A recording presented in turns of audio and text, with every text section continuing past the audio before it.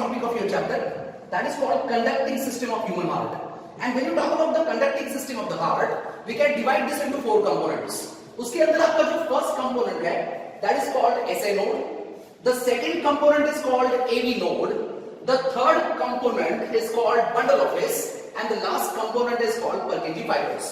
So आपकी जो conducting system है हार्ट की, उसको हम 4 पार्ट्स में डिवाइड कर देंगे. उसमें जो आपका पहला पार्ट है उसको हम बोलेंगे SA node, second part is called AV node, third part is called bundle of his, and the last part is called Purkinje fibers. बहुत सिंपल सा कांसेप्ट है. We'll go one by one. When you talk about this SA node, the full form is sino-auricular node.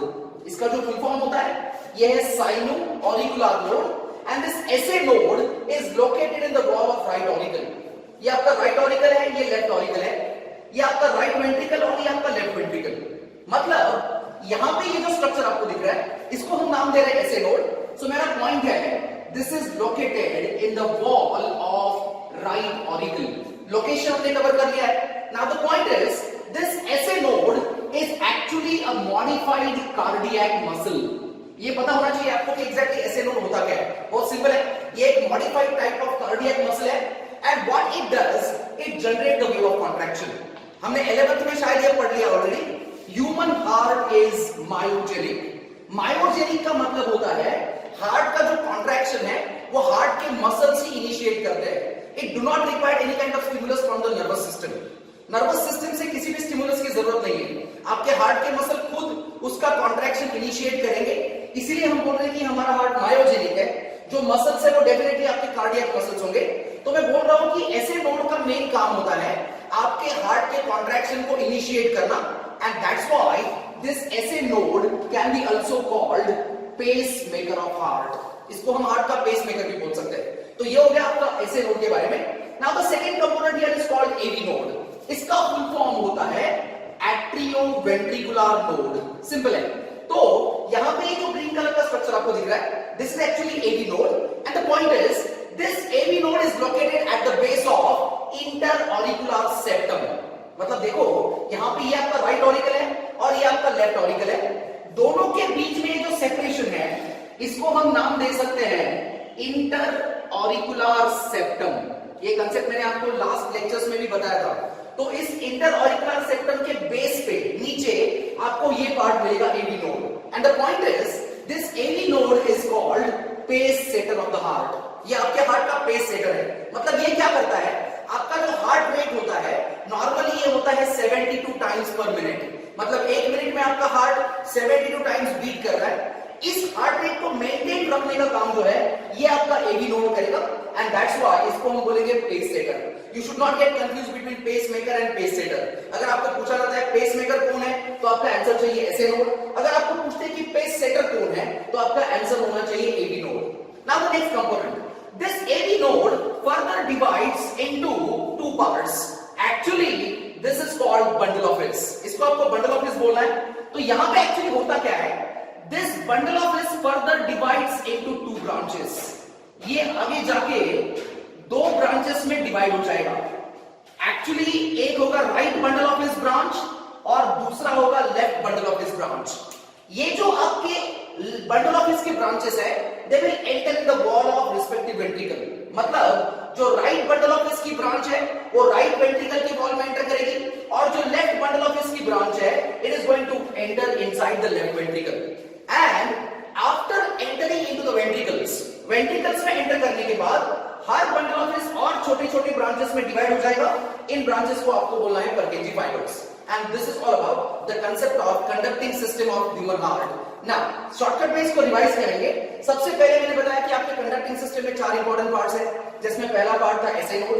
2-3 point आपने cover किए हैं, proper आपको ये पता होने चाहिए. पहला पॉइंट मैंने बताया साइनो-ऑरिकुलर नोड, ये उसका फुल फॉर्म है. उसका लोकेशन है वॉल ऑफ राइट ऑरिकल.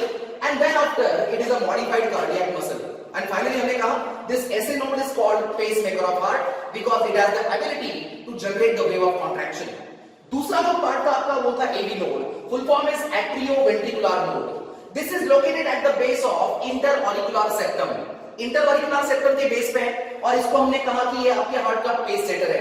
ऐसा क्यों कहा हमने, क्योंकि ये आपके हार्ट रेट को मेंटेन करेगा at the rate of 72 times per minute. This AV node further divides into two branches and these branches are called bundle of His. मतलब bundle of His originates from AV node. ये AV node से originate होगा and will go down into the ventricles. The right bundle of His branch will enter into the wall of right ventricle. Left bundle of His branch will enter into the wall of left ventricle. And in the wall of ventricles, bundle of His आगे और छोटी-छोटी branches में divide हो जाएगा and these branches are called Purkinje fibers and this is about the conducting system of heart. Now we are interested in the next topic that is called pumping action of heart. Actually हमको आपके heart का working study करना है, लेकिन उससे पहले आपको कुछ इंपॉर्टेंट पॉइंट्स पता होने चाहिए. इसके ऊपर बहुत बार एक एक मार्क के लिए क्वेश्चन पूछे जाते हैं, तो कुछ इंपॉर्टेंट कंसेप्ट्स है जो यहाँ पे हम कवर करने की कोशिश करेंगे. सबसे पहली चीज जो आपको ऑलरेडी पता है वो हम कवर करेंगे. As you know, human heart shows rhythmic contraction and relaxation non-stop. मतलब जैसे ही बिफोर बर्थ एक्चुअली आपके हार्ट का जो बीटिंग है, कॉन्ट्रैक्शन रिलैक्सेशन है वो स्टार्ट हो चुका है. तो जैसे ही ये कंटिन्यूअसली कॉन्ट्रैक्शन एंड रिलैक्सेशन हो रहा है, मतलब आपका हार्ट बीट कर रहा है, तो इसको हम बायोलॉजिकल वर्ड्स यूज करेंगे.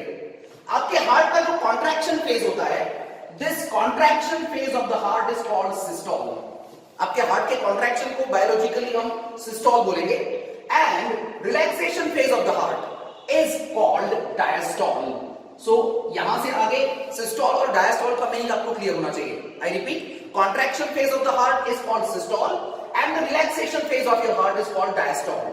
Now what happens here? One systole and one diastole. एक बार systole होगा और एक बार diastole होगा. This will form your one heartbeat. एक systole और एक diastole को मिला के आपका एक heartbeat form होता है. This heartbeat can be also called cardiac cycle. इस heartbeat को आप आपका cardiac cycle भी बोल सकते हो. सिंपल और जनरल नॉलेज पॉइंट है, सबको पता है. Human heart beats about approximately 72 times in a minute. एक मिनट में आपका heart on an average 72 times beat कर रहा है. सो ये जो कंसेप्ट है, this is called heart rate. So अगर कोई पूछता है आपको कि हार्ट रेट का मतलब क्या है, the average number of times human heart beats in 1 minute. एक मिनट में आपका हार्ट एवरेज कितने टाइम्स बीट कर रहा है, उसको आपको आपका हार्ट रेट बोलना है. आपका जो नॉर्मल हार्ट रेट होता है हेल्दी ह्यूमंस में, ये है 72 times per minute. Now the next concept, volume of blood pump by your heart in one heart beat. एक बीट में आपका जो हार्ट है वो कितना ब्लड पंप कर रहा है, इसको हम बोलेंगे stroke volume. And normal stroke volume होता है 70 ml. मतलब जब आपका एक हार्ट बीट होता है तो आपके हार्ट में से 70 ml ब्लड को पंप किया जाता है और इसी को मैं नाम दे रहा हूं स्ट्रोक वॉल्यूम. सो एकदम सिंपल सा कंसेप्ट है. If you want to calculate how much amount of blood pump by heart in 1 minute, एक मिनट में कितना ब्लड पंप होगा, तो सिंपल कैलकुलेशन है. एक मिनट में हमने कहा कि टोटल 72 बीट्स आ रहे और एक बीट में कितना ब्लड पंप हो रहा है, तो 70. सो इसको अगर मल्टीप्लाई करेंगे, दिस इज अप्रोक्सीमेटली 5040 ml और यू कैन से 5 लीटर्स. मतलब एक मिनट में आपका हार्ट जो है वो अप्रोक्सीमेटली 5 लीटर्स ब्लड को पंप कर रहा है. और ये जो कंसेप्ट यहां पे हमने कहा है, this is called cardiac output. Stroke volume अलग है, कार्डियक आउटपुट अलग है. I repeat, the volume of blood pump by heart in one heart beat, this is called stroke volume. Normal stroke volume is 70 ml and the volume of blood pumped by your heart in 1 minute, this is called cardiac output. The normal cardiac output is approximately 5 liters. Now the time required to complete one cardiac cycle is 0.8 seconds. मतलब एक heart beat complete करने के लिए कितना time लगेगा, तो ये approximately time होता है 0.8 सेकेंड्स. एंड दो और कंसेप्ट हम याद रखेंगे. कभी कभी क्या होता है, आपका हार्ट रेट बढ़ जाता है, नॉर्मल से ज्यादा होगा. If your heart is beating more than 100 beats per minute, अगर आपके हार्ट के एक मिनट में 100 या उससे ज्यादा बीट हो रहे हैं, तो this condition is biology called tachycardia. Biological name इसको हम देंगे टैक्सीकार्डिया, मेडिकल टर्म्स में इसको बोला जाता है. And if heart beat reduces below 60 beats per minute, अगर आपका हार्ट बीट या हार्ट रेट जो है नॉर्मल से कम हो रहा है, कितना कम, less than 60 beats per minute, then this condition is called bradycardia. So ये कुछ इंपॉर्टेंट टर्म्स है. आई रिपीट, आपके हार्ट के कॉन्ट्रैक्शन को आपको बोलना है सिस्टोल, हार्ट का जो रिलैक्सेशन होगा उसको आपको बोलना है diastole. One systole and one diastole will form your one heartbeat, or it is also called cardiac cycle. एक मिनट में ऐसे कितने बीट्स होते हैं, तो 72 बीट्स पर मिनट. इसको हमने कहा हार्ट रेट। बाद में आपने कहा volume of blood pump by heart in one heart beat, this is called stroke volume and the normal stroke volume is 70 ml। उसके बाद हमने कैलकुलेट किया कि 1 मिनट में कितना ब्लड पंप होगा, तो this is 72 into 70, approximately 5040 ml of blood or 5 liters of blood is pumped by your heart in 1 minute and this is called cardiac output। बाद में आपने कहा कि एक कार्डियक साइकिल या एक हार्ट बीट को कंप्लीट करने में कितना टाइम लगता है, तो वो है आपका 0.8 seconds। If heart rate increases over 100 beats per minute, then this condition can be called as tachycardia, and when your heart rate decreases below 60 beats per minute, then this type of condition can be known as bradycardia, and this is all about the concept of pumping action of your heart।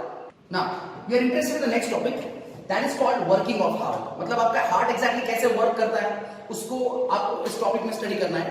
And my first point here, the events related to one heart beat, आपके एक heart beat में जितने भी events हो रहे हैं सारे, okay, it is going to form one cardiac cycle. इसका आपका एक कार्डियक साइकिल फॉर्म होगा, और अभी थोड़ी देर पहले मैंने आपको बताया कि एक हार्ट बीट या एक कार्डियक साइकिल को कंप्लीट करने में हमको लगते हैं 0.8 सेकंड्स। सो एक्चुअली होता क्या है, देयर आर सीक्वेंस और series of 3 important events in your one heart beat. जब एक बार आपका हार्ट बीट होता है, यहां पे 3 इंपॉर्टेंट इवेंट होंगे। उसमें जो पहला इवेंट है उसको हम बोलेंगे ऑरिकुलर सिस्टोल। जो दूसरा इवेंट होता है that is called ventricular systole, and the last event is called joint diastole. 3 important event है। पहला इवेंट है आपका ऑरिकुलर सिस्टोल, दूसरा है वेंट्रिकुलर सिस्टोल, और लास्ट वाला है आपका जॉइंट डायस्टोल। सो ये जो आपका ऑरिकुलर सिस्टोल होता है, ऑरिकुलर मतलब ऑरिकल्स, सिस्टोल का मतलब मैंने बताया कॉन्ट्रैक्शन, मतलब यहां पे ऑरिकल्स का कॉन्ट्रैक्शन होने वाला है। यहां पे रफली लिख देते हैं, this is right auricle, left auricle, right ventricle and left ventricle. So exactly होता क्या है, during auricular systole actually this is initiated by one kind of electrochemical stimulus coming from SA node. अभी हमने कंडक्टिंग सिस्टम भी study कर लिया है। यहां पे आपका मैंने कहा एसए नोड प्रेजेंट है, और इस एसए नोड से एक इलेक्ट्रोकेमिकल इंपल्स जनरेट होता है, या फिर सिंपल लैंग्वेज में आप बोल सकते हो SA node generates a wave of contraction. SA node एक कॉन्ट्रैक्शन का वेव जनरेट करेगा, and this wave will spread in both the auricles. ये जो कॉन्ट्रैक्शन की वेव है दोनों ऑरिकल्स में स्प्रेड हो जाएगी, and due to that auricles will contract. ये ऑरिकल्स आपके कॉन्ट्रैक्ट हो जाएंगे, इसी को हम बोल रहे हैं ऑरिकुलर सिस्टोल। अरे एकदम सिंपल सा लॉजिक है, जैसे ही आपके ऑरिकल्स कॉन्ट्रैक्ट हो जाएंगे, the blood is forced into ventricles. मतलब राइट ऑरिकल में जो ब्लड है उसको फोर्स कर दिया जाएगा राइट वेंट्रिकल में, और जो लेफ्ट ऑरिकल में ब्लड है उसको फोर्स कर दिया जाएगा आपके लेफ्ट वेंट्रिकल में। और इस पूरे प्रोसेस को टाइम लगेगा 0.1 सेकेंड। मतलब इस ऑरिकुलर सिस्टोल को कंप्लीट करने के लिए सिर्फ इतना टाइम रिक्वायर्ड, 0.1 सेकेंड्स का। ये हो गया आपका ऑरिकुलर सिस्टोल के बारे में। Now what is going to happen here, the wave of contraction will be pass from SA node to AV node. जो कॉन्ट्रैक्शन की वेव है वो एसए नोड से आ जाएगी आपके एवी नोड में। From AV node it will pass down to bundle of His, और बंडल ऑफ His में से ये चली जाएगी Purkinje fibres, due to which ventricle start contracting. आपके वेंट्रिकल्स का कॉन्ट्रैक्शन स्टार्ट हो जाएगा, इसी को हमको बोलना है वेंट्रिकुलर सिस्टोल। सो जैसे ही वेंट्रिकुलर सिस्टोल की शुरुआत होगी, okay, the pressure on the blood will increase. आपके वेंट्रिकल्स में जो भी ब्लड है यहाँ पे उसके ऊपर प्रेशर बढ़ना स्टार्ट हो जाएगा। तो सिंपल सा लॉजिक ये यहाँ पे ये है, जैसे ही वेंट्रिकल्स कॉन्ट्रैक्ट करेंगे ये पॉसिबल है कि ब्लड वापस ऑरिकल्स में जा सकता है, लेकिन ये नहीं जाता है। क्यों नहीं जाता है वो हमने हार्ट के स्ट्रक्चर में स्टडी किया था। आपने कहा था कि सर राइट ऑरिकल और राइट वेंट्रिकल के बीच में there is a presence of tricuspid valve. Tricuspid valve होता है, और आपका लेफ्ट ऑरिकल और लेफ्ट वेंट्रिकल के बीच में आपने कहा था there is a presence of bicuspid valve. So यहां पे एग्जैक्टली होगा क्या, जैसे ही वेंट्रिकल्स का कॉन्ट्रैक्शन स्टार्ट होगा ब्लड के ऊपर प्रेशर बढ़ेगा, और इस ब्लड का रिवर्स फ्लो ऑरिकल्स में नहीं होना चाहिए, इसीलिए बाइकस्पीड और ट्राइकस्पीड वल्व क्लोज हो जाएंगे। और जैसे ही ये वल्व्स क्लोज होते हैं, the heart will produce the first sound called लब। आपके हार्ट में से एक पहला साउंड आता है जिसको हम लब बोलते हैं। सो ऐसा आपको पूछ सकते हैं कि लब साउंड किसके वजह से प्रोड्यूस होता है, आपका आंसर होना चाहिए closing of bicuspid and tricuspid valve. Now what is going to happen here, the contraction will progress. जैसे ही कॉन्ट्रैक्शन प्रोग्रेस होगा, लेफ्ट वेंट्रिकल में जितना भी ब्लड है that will be forced into aorta, वो सारा का सारा ब्लड ऑर्टा में फोर्स हो जाएगा। राइट वेंट्रिकल में जितना भी ब्लड है that will be forced into pulmonary trunk, उसको फोर्स कर दिया जाएगा पल्मोनरी ट्रंक में।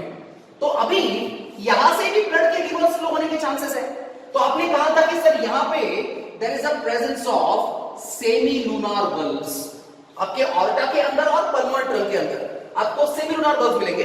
सो now the semi lunar valves will close and due to closing of semi lunar valves it will produce a second heart sound that is called dub. एक दूसरा sound produce होगा जिसको आपको बोलना है डब। सो आपके heart में दो साउंड आ रहे हैं, एक आ रहा है लब साउंड और दूसरा आ रहा है डब साउंड।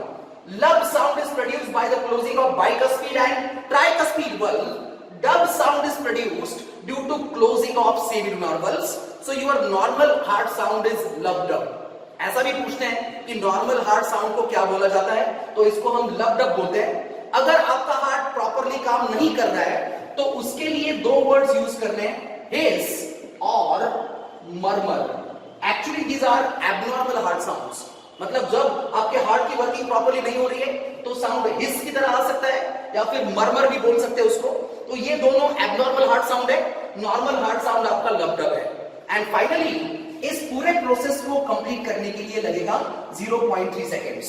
लास्ट पॉइंट आपका है जॉइंट डायस्टोल। सो यहां पे एग्जैक्टली क्या होगा, now ventricles will start relaxing, ventricles का रिलैक्सेशन स्टार्ट हो जाएगा। At the same time auricles are also undergoing relaxation, auricles का भी रिलैक्सेशन शुरू है। तो इस पॉइंट पे क्या होता है, all the four chambers of the heart will relax eight the same time. एक ही वक्त चारों के चारों चेंबर्स जो है वो रिलैक्स हो जाते हैं, इसीलिए उसको कहा है जॉइंट डायस्टोल। जॉइंट क्यों बोला है, क्योंकि आई रिपीट एक ही वक्त वेंट्रिकल्स और ऑरिकल्स सब रिलैक्स हो जाएंगे। और जैसे ही आपके ऑरिकल्स रिलैक्स हो जाते हैं, राइट ऑरिकल के अंदर आ जाएगा deoxygenated blood from superior vena cava, inferior vena cava and coronary sinus, और आपके लेफ्ट ऑरिकल में आ जाएगा पूरा का पूरा oxygenated blood from your lungs through 4 pulmonary veins. I repeat, जब आपका हार्ट रिलैक्स होता है तो ये ब्लड को रिसीव करता है। तो राइट ऑरिकल जो है वो डीऑक्सीजनेटेड ब्लड को रिसीव करेगा from all over the body through superior vena cava, inferior vena cava and coronary sinus. और ये जो आपका लेफ्ट ऑरिकल है ये रिसीव करेगा ऑक्सीजनेटेड ब्लड को जो आपके लंग्स से आ रहा है, और इसको लाने का काम कर रहे हैं 4 pulmonary veins. And the time required for this process is 0.4 seconds. मतलब हर इवेंट को कितना टाइम लगता है वो भी हमने कवर किया है। 0.4, 0.3 हो गया 0.7, और ये अगर ऐड कर देंगे 0.1, so total time required is 0.8 seconds. और इन 3 फेजेस में आपको हार्ट की वर्किंग को डिस्क्राइब करना है। सो यहाँ पे सबसे पहला पॉइंट हमने ये कहा, the events related with one heart beat is called a cardiac cycle, and to complete one cardiac cycle time required is 0.8 seconds. एक हार्ट बीट के अंदर मैंने बताया 3 इवेंट होते हैं। सबसे पहला इवेंट होता है ऑरिकुलर सिस्टोल, दूसरा होता है वेंट्रिकुलर सिस्टोल, और लास्ट में आता है जॉइंट डायस्टोल।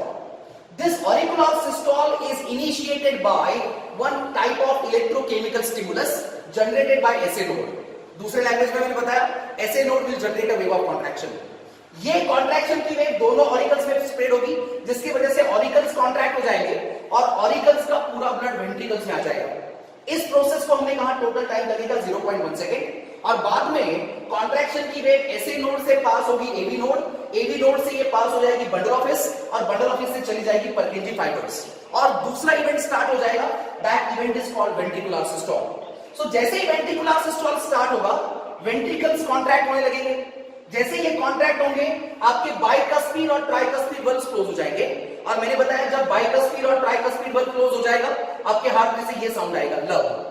बाद में जैसे ही कॉन्ट्रैक्शन प्रोग्रेस करेगा, लेफ्ट वेंट्रिकल ब्लड को फोर्स कर देगा ऑर्टा के अंदर, और आपका राइट वेंट्रिकल ब्लड को फोर्स कर देगा पल्मोनरी ट्रंक के अंदर, और यहां से ब्लड रिवर्स फ्लो नहीं होना चाहिए। इसीलिए मैंने बोला कि अभी कौन से वल्व क्लोज होंगे, तो सेमिलुनार। और जब ये सेमिलुनार वल्व्स क्लोज हो जाएंगे, आपके हार्ट में से दूसरा साउंड आएगा जिसको हम बोलेंगे डब। सो आपके नॉर्मल हार्ट साउंड को हमको कहना है लब डब, और वेंट्रिकुलर सिस्टोल को हमको टाइम लगने वाला है 0.3 सेकेंड्स। लास्ट इवेंट आएगा आपका जॉइंट डायस्टोल। मैंने बताया वेंट्रिकल्स का रिलैक्सेशन स्टार्ट होगा, eight the same time auricles भी रिलैक्स हो रहे हैं, तो eight the same time auricles and ventricles दोनों रिलैक्स हो जाएंगे, इसीलिए उसको हमने नाम दिया जॉइंट डायस्टोल। और जैसे डायस्टोल होगा, right auricle will receive deoxygenated blood through all over the body, with the help of superior vena cava, inferior vena cava and coronary sinus.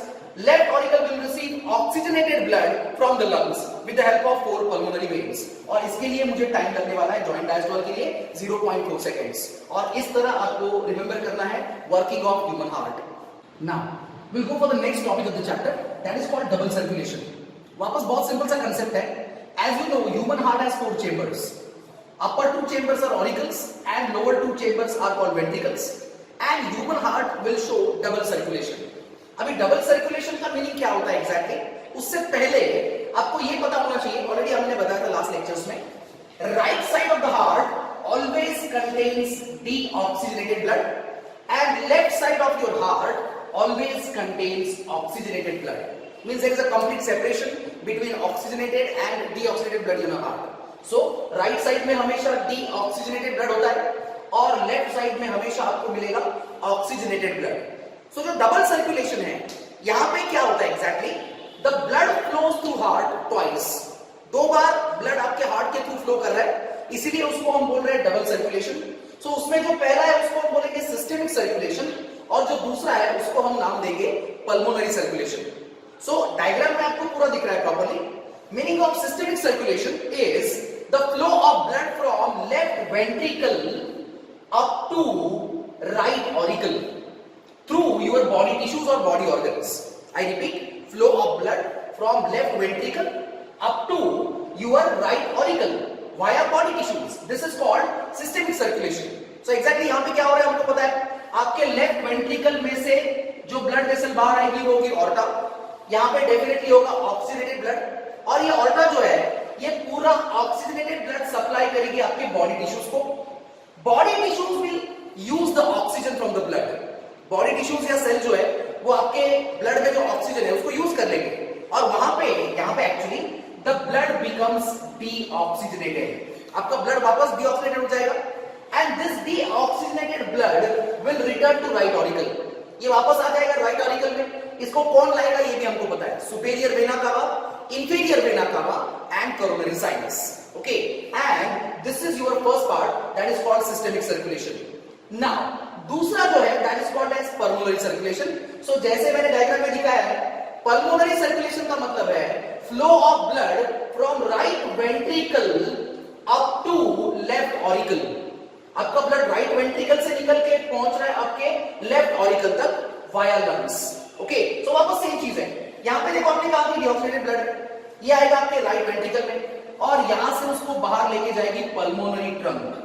सो ये जो पल्मोनरी ट्रंक है this is going to supply this deoxygenated blood to your lungs. lungs में क्या होगा? तो आपके blood में oxygen mix हो जाएगा and once again the blood become oxygenated. आपका ब्लड वापस ऑक्सीजनेटेड बन जाएगा and this oxygenated blood will return to left auricle with the help of 4 pulmonary veins. So ये जो सर्कुलेशन है जो आपके हार्ट और लंग्स के बीच में हो रहा है इसको आपको बोलना है पल्मोनरी सर्कुलेशन. और जो सर्कुलेशन आपके हार्ट और बॉडी ऑर्गन्स के बीच में हो रहा है उसको आपको बोलना है systemic circulation. And this is all about the concept of double circulation. Now अगला टॉपिक है अपने चैप्टर का कोएगुलेशन और क्लॉटिंग ऑफ ब्लड. बहुत सिंपल सा कंसेप्ट है. The process of conversion of liquid blood into semi solid jelly. आपका जो लिक्विड ब्लड है जब ये सेमी सॉलिड जेली में कन्वर्ट होता है तो इस प्रोसेस को हमको बोलना है कोएगुलेशन और क्लॉटिंग. और एग्जैक्टली क्या प्रोसेस होती है वो हमको शॉर्टकट में स्टडी करनी है. सो यहां पे एक्चुअली होता क्या है, clotting is required when there is some kind of injury और वहां से अगर ब्लीडिंग हो रहा है तो जहां पे आपको इंजरी हुई है वहां पे आपके ब्लड में कुछ सेल्स है, मैंने बताया था आपको प्लेटलेट्स होते हैं and these platelets of इंज्यूर्ड tissues, जिस टिश्यू को इंजरी हुई है वहां के जो प्लेटलेट्स होते हैं they secrete one protein called thromboplastin. वहां से एक प्रोटीन का सिक्रीशन स्टार्ट हो जाएगा. ओके, उस प्रोटीन को आपको थ्रोम्बोप्लास्टिन बोलना है and this thromboplastin will do initiation of one enzyme called prothrombinase. Thromboplastin एक एंजाइम के फॉर्मेशन को इनिशिएट या स्टार्ट करेगा. एंजाइम का नाम है प्रोथ्रोम्बिनेज. अब ये प्रोथ्रोम्बिनेज क्या करता है, आपके ब्लड के अंदर एक और प्रोटीन है जिसको हम नाम देंगे प्रोथ्रोम्बिन. ओके, लेकिन ये जो प्रोथ्रोम्बिन होता है this is in the inactive form. ये इनएक्टिव फॉर्म में. So this inactive prothrombin is converted in thrombin.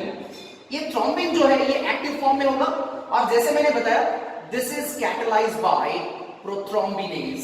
इसको कैटलाइज करने का काम आपका प्रोथ्रोम्बिनेज करेगा और इसके साथ it will need calcium ions. So ये भी पूछा जाता है कि ब्लड क्लॉटिंग में कौन से आयंस का रोल इंपॉर्टेंट होता है. आपका आंसर होना चाहिए कैल्शियम आयंस. कहां पे जरूरी है आपके सामने.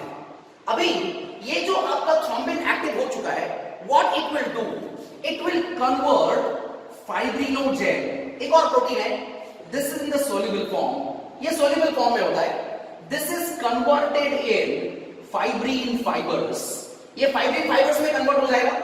ये जो फाइब्रिन फाइबर्स होते हैं they are insoluble and this conversion is done by thrombin. So एक और रिएक्शन है. So ये सीक्वेंस है, आपको सीक्वेंस प्रॉपर्टी पता होना चाहिए. वापस एक बार बताता हूं, जो आपके इंज्योर्ड टिश्यू के प्लेटलेट्स है वहां से थ्रोम्बोप्लास्टिन रिलीज होगा. Thromboplastin will initiate the enzyme called prothrombinase.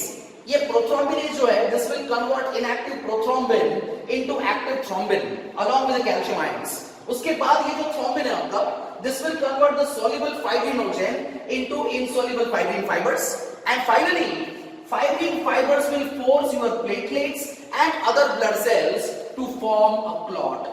बाद में जो आपके ये फाइब्रिन फाइबर्स है आपके प्लेटलेट्स को और प्रोटीन्स को फोर्स करते हैं, वो एक क्लॉट फॉर्म करते हैं. एंड लास्ट पॉइंट आपको यहां पे रिमेंबर करना है, the normal clotting time of your blood is 2 to 8 minutes. आपके ब्लड का जो नॉर्मल क्लॉटिंग टाइम है ये होना चाहिए 2 to 8 minutes and this is all about the concept of coagulation और क्लॉटिंग ऑफ ब्लड. अगले टॉपिक को जाएंगे या आपका जो नेक्स्ट टॉपिक है वो है आपका ब्लड प्रेशर. वापस बहुत सिंपल सा कंसेप्ट है. दिस इज लैटरल प्रेशर और force exerted by your flowing blood on the wall of arteries. मतलब मान लो कि ये आपकी आर्टरी है और अंदर से आपका ब्लड फ्लो हो रहा है. तो ये जो ब्लड फ्लो कर रहा है ये आपके आर्टरी के वॉल के ऊपर एक प्रेशर एक्सर्ट करेगा. उसी प्रेशर को आपको बोलना है blood pressure. I repeat the meaning, it is a lateral pressure और force which is exerted by the flowing blood on the wall of arteries. This is known as blood pressure. यहां पे हमने artery को ही consider किया है, इसीलिए this can be also called arterial blood pressure. इसको आप आर्टेरियल ब्लड प्रेशर भी बोल सकते हो. नाउ पॉइंट इज, आपने हॉस्पिटल्स में बहुत बार देखा होगा जब डॉक्टर्स ब्लड प्रेशर मेजर करते हैं तो आपके अपर आर्म पे वो एक स्ट्रक्चर को रैप करते हैं और वो जो इंस्ट्रूमेंट उनके पास है दैट इंस्ट्रूमेंट इज कॉल्ड स्पिग्मोमैनोमीटर. इसके ऊपर क्वेश्चन बहुत बार पूछा जाता है कि ब्लड प्रेशर किस इंस्ट्रूमेंट से मेजर किया जाता है. इंस्ट्रूमेंट का नाम है स्पिग्मोमैनोमीटर. ओके, एंड ये जो ब्लड प्रेशर है it is generally measured at the brachial artery. Artery का नाम भी आपको याद रखना पड़ेगा. This brachial artery is located in your upper arm. आपके अपर आर्म में ये ब्रैकियल आर्टरी होती है, वहां पे जनरली ये ब्लड प्रेशर को मेजर किया जाता है. And finally the unit of measurement of blood pressure is mm of Hg. आपका जो ब्लड प्रेशर है उसको मेजर करने का जो यूनिट होता है this unit is millimetres of mercury. तो ये कुछ इंपॉर्टेंट पॉइंट्स है, इंट्रोडक्टरी पॉइंट्स है regarding the concept of blood pressure. मैंने आपको बताया कि लैटरल प्रेशर और force exerted by flowing blood on the wall of arteries, this is called blood pressure और arterial blood pressure. Blood pressure is measured by an instrument called sphygmomanometer. It is generally measured at brachial artery which is located in your upper arm and the unit of measurement of blood pressure is millimeters of mercury. एक और important point यहाँ पे क्या याद रखना है, when you are measuring the blood pressure by using a sphygmomanometer, this is an indirect method. इसके ऊपर बहुत बार क्वेश्चन है कि जो स्पिग्मोमैनोमीटर से हम ब्लड प्रेशर को मेजर करते हैं वो कौन सा मेथड है, डायरेक्ट है या इनडायरेक्ट है. तो यहाँ पे कंसेप्ट ये है, मैं बोल रहा हूँ कि इनडायरेक्ट है. इनडायरेक्ट क्यों बोल रहा हूँ मैं इसको, क्योंकि एग्जैक्टली मैकेनिज्म क्या है कि जैसे ही डॉक्टर आपका ब्लड प्रेशर मेजर कर रहे हैं तो मैंने बताया कि आपके अपर आर्म के ऊपर एक इन्फ्लेटेबल कफ को वो रैप करेगा और उसके बाद उसके हाथ में कुछ बलून जैसा स्ट्रक्चर है जिसके थ्रू वो उसको एयर ब्लो करेगा. जैसे वो एयर ब्लो करते जाता है यहाँ पे प्रेशर बढ़ता है. एग्जैक्टली नीचे यहाँ पे इस पॉइंट पे ही इज गोइंग टू स्प्ले द स्टेथोस्कोप. स्टेथोस्कोप रखा होता है जिसको कान में उसको साउंड सुनाई दे रहा है. तो जैसे जैसे प्रेशर बढ़ता है at one point of time brachial artery में ब्लड फ्लो स्टॉप हो जाएगा. ब्लड फ्लो स्टॉप हो गया तो डॉक्टर को जो साउंड सुनाई दे रहा है वो भी स्टॉप हो जाएगा और इस पॉइंट पे actually your blood pressure is equal to the outside atmospheric air pressure. मैं वापस रिपीट कर रहा हूं, इस पॉइंट पे आपका जो ब्लड प्रेशर है वो एटमॉस्फेरिक एयर प्रेशर से इक्वल हो गया है। तो अभी हम एक्चुअली क्या करते हैं, आगे हम एयर प्रेशर को मेजर करते हैं, ना कि आपके ब्लड प्रेशर को। मतलब जो ब्लड प्रेशर की वैल्यू है वो आपको इनडायरेक्टली मिल जाएगी। सो धीरे धीरे वापस वो नॉब को रिलीज करेगा, और जैसे ही वो नॉब रिलीज करेगा एक पॉइंट पे वापस जो ब्लड फ्लो स्टॉप हो गया था वो वापस स्टार्ट हो जाएगा, और उसको स्टेथोस्कोप में पहला साउंड सुनाई देगा। वो जो पहला साउंड है उसको डॉक्टर रिकॉर्ड करेगा एज अ सिस्टोलिक प्रेशर। वो सिस्टोलिक प्रेशर की तरह उसको रिकॉर्ड करने वाला है, और बाद में जब वो पूरा नॉब रिलीज कर देगा और वो ब्लड फ्लो एकदम से पूरा नॉर्मल हो जाएगा, तो उस टाइम पे वो सेकेंड वैल्यू रिकॉर्ड करेगा जिसको हम बोलेंगे डायस्टोलिक प्रेशर। सो यहां पे कंसेप्ट ये बनता है कि आपने एक्चुअली एयर प्रेशर मेजर किया, लेकिन उसको मेजर करने से पहले हमने आपके ब्लड प्रेशर को और बाहर के एयर प्रेशर को इक्वल कर दिया था। तो अगर आप एयर प्रेशर मेजर कर रहे हो तो इनडायरेक्टली आपको आपके ब्लड प्रेशर की वैल्यूज भी मिल रही है। तो जैसे मैंने बताया कि आपका जो ब्लड प्रेशर है ये दो टाइप का होता है, एक होता है सिस्टोलिक प्रेशर और दूसरा होता है डायस्टोलिक प्रेशर। तो अभी इसका मीनिंग भी बहुत सिंपल है। The meaning of systolic pressure is the pressure of blood during ventricular systole. जब वेंट्रिकल सिस्टोल या मतलब कॉन्ट्रैक्ट होते हैं उस टाइम पे जो ब्लड प्रेशर होता है उसको आपको बोलना है systolic pressure, and the pressure of blood during ventricular diastole is called diastolic pressure. मतलब जो वेंट्रिकल्स रिलैक्स होते हैं उस टाइम पे जो ब्लड प्रेशर होता है उसको आपको बोलना है diastolic pressure. I repeat, the pressure of blood during ventricular systole is called systolic blood pressure, and the pressure of blood during ventricular diastole is called diastolic blood pressure. ये जो systolic blood pressure होता है it is always maximum, and in normal healthy person it is 120 mm of Hg, और ये जो आपका diastolic pressure होता है it is always minimum, and in normal healthy person it is 80 mm of Hg. ये normal values है, पता होनी चाहिए। नॉर्मल सिस्टोलिक प्रेशर होता है 120 mm of Hg और नॉर्मल डायस्टोलिक प्रेशर होता है 80 mm of Hg। तो यहां पे normal blood pressure is written as 120 by 80 mm of Hg। हमेशा याद रखो, numerator indicates systolic blood pressure and denominator always indicates diastolic blood pressure. Numerator पे हमेशा सिस्टोलिक प्रेशर होता है, आपके डिनोमिनेटर पे हमेशा डायस्टोलिक प्रेशर होता है। सो नॉर्मल ब्लड प्रेशर जो है that will B 120 by 80 mm of Hg, and this is the concept of blood pressure.